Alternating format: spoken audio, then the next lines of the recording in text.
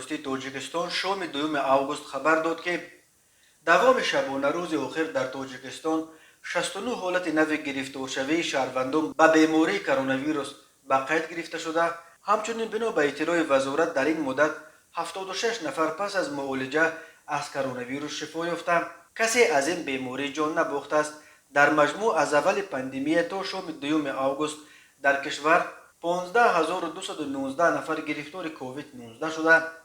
از این شماره تا شام 2 آگوست 14705 نفر 96.6% شفا یافته، 121 نفر متاسفانه فوتیدند. بر اساس این آمار وزارت تندرستی اولو در تاجیکستان 393 نفر گرفتار کرونا ویروس تحت طبابت قرار دارند. وزارت تندرستی تاجیکستان اینک 4 روز پی هم در آمار رسمی شماره شفا یافتگان را نسبت به سرایت شده ها بیشتر نشان میدهد و حساب میدهد که در این روزها یگان مورد فوت از کرونا ویروس ثبت نشده است.